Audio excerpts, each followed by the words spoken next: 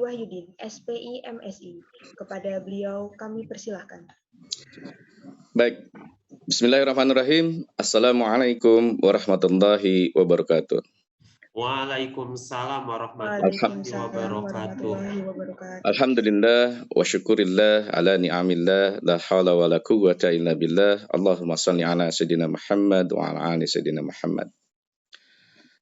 Yang saya hormati Rektor Universitas Juanda Bogor yang dalam hal ini diwakili oleh Wakil Rektor Bidang Akademik.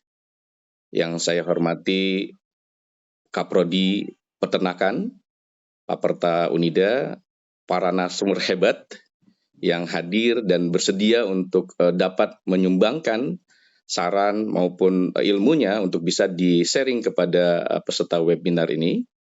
Lalu juga yang saya banggakan dan saya cintai para anggota majelis webinar ini yang bersedia untuk hadir dan mengikuti bagaimana webinar ini bisa menambah wawasan kita. Tadi di muka sudah disampaikan oleh Kaprodi Peternakan bahwa PMK ini adalah salah satu isu yang terkini yang merebak di kalangan masyarakat peternakan Indonesia, penyakit mulut dan kaki.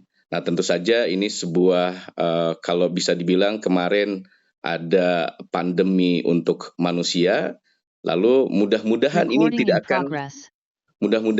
tidak akan menjadi kemudian pandemi untuk hewan.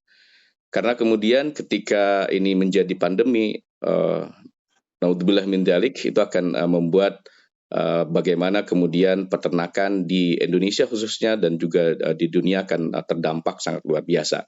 Dan tentu saja kehadiran dari webinar ini diharapkan dapat mengupas. Minimal kalau kita tahu bahwa ada dua kemungkinan terbesar yang harus kita antisipasi, yaitu bagaimana kita memitigasi bahwa PMK ini itu tidak menjadi bencana nasional yang akan kemudian dapat membuat kalau tadi Pak Bu Dewi sampaikan keresahan di kalangan masyarakat. Karena bukan hanya kemudian peternakan itu sendiri yang akan terdampak, tetapi kemudian yang berdampak lebih lagi adalah dampak sosial ekonominya. Karena kita tahu bahwa PMK ini akan membuat, pertama, bisa saja itu akan menyebar dengan sangat luar biasa. Saya kemarin sempat berdiskusi dengan Profesor Win.